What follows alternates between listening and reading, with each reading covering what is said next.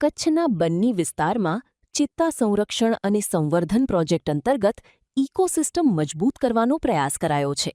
Gujarat one વિભાગ દ્વારા સ્વાતંત્ર્ય પર્વે વનતારાથી વિશેષ એમ્બ્યુલન્સ મારફતે 20 કાળિયાર બન્નીના ગ્રાસલેન્ડમાં લવાયા. જામનગરથી કચ્છ સુધી લાવવા બોમા પદ્ધતિ અને અહીં અનુકૂલન સાધવા માટે સોફ્ટ રિલીઝ પદ્ધતિ અપનાવાઈ છે. બન્નીમાં ચિત્તા માટે ખોરાક અને પર્યાવરણીય સંતુલન જાળવવા અત્યાર સુધીમાં 200થી વધુ કાળિયાર પુનઃસ્થાપિત કરાયા. બગડિયા વિસ્તારમાં 660 એકરમાં દેશી ઘાસનું વાવેતર તથા પશુ હોસ્પિટલ અને ડોક્ટરની ટીમ તૈનાત કરવામાં આવી છે. તૃણાહારી પ્રાણીઓની હાજરીથી ઘાસના મેદાનોનું પુનર્જીવન ઝડપી બનશે અને ટૂંક સમયમાં બન્નીમાં ચિત્તાનું આગમન થશે. નમસ્કાર, હું નેવિલ ચૌધરી, નાયબ વન સંરક્ષક બન્ની ગ્રાસલેન્ડ ડિવિઝન કચ્છ ભુજ ખાતે ફરજ બજાવું છું. અને આપણે બધાને સુવિદિત છે એમ પ્રોજેક્ટ ચિત્તાના ભાગરૂપે આપણે બન્ની વિસ્તારમાં અત્યારે કામગીરી ચાલુમાં છે. અને એક ચિત્તા માટે થઈને પ્રે-બેઝ ઓગમેન્ટેશનની જે કામગીરી અત્યારે બન્નીમાં ચાલી રહી છે, એના ભાગરૂપે આપણે અલગ અલગ જગ્યાએથી અત્યારે તૃણાહારી પ્રાણીઓ બન્ની ખાતે આપણે એકજૂટ કરી રહ્યા છીએ. એના ભાગરૂપે તાજેતરમાં જ આપણે જાણ્યું હશે કે 15 ઓગસ્ટના રોજ વનતારા તરફથી આપણને 20 કાળિયાર વન્ય પ્રાણીઓ આપણને મળ્યા છે.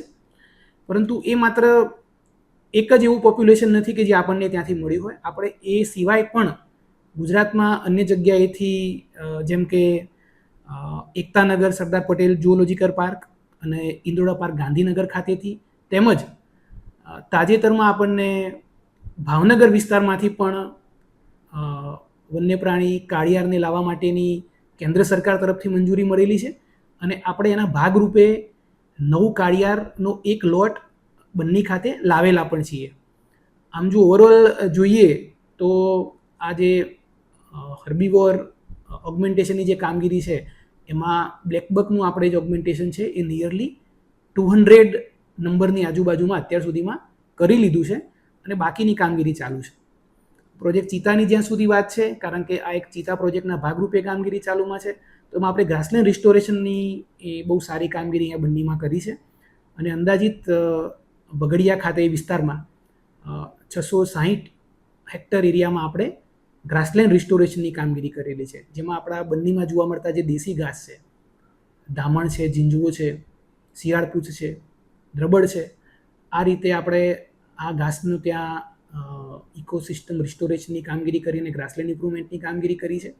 અને સાથે સાથે ત્યાં આપણે પાણીની વ્યવસ્થા કરી છે. એની ઉપરાંત આપણે ત્યાં હોસ્પિટલ બનાવી છે એક, અને એમાં આપણે અત્યારે કોન્ટ્રાક્ચ્યુઅલ વેટરનરી ડૉક્ટર અને લાઇવસ્ટોક ઇન્સ્પેક્ટર પણ સેવાઓ આપી રહેલા છે. એટલે આમ ઓવરઓલ જોઈએ તો આપણે ચિત્તા માટે ના માત્ર એક ઇકોસિસ્ટમ રિસ્ટોરેશન કે પ્રે-બેઝની વ્યવસ્થા કરી છે, પણ સાથે સાથે એના હેલ્થને લગતું મોનિટરિંગ આપણા પાસે થાય એ માટેની પણ આપણે વ્યવસ્થા કરેલી છે. અને એના માટે આપણે મેડિસિન્સ પણ વસાવી છે અને ઇક્વિપમેન્ટ પણ વસાવેલા છે. અને અપેક્ષા આપણે રાખી રહ્યા છીએ કે ખૂબ જ ટૂંક સમયમાં ચિત્તા બન્ની ખાતે આગમન થશે. બધાનો આભાર. Thank you.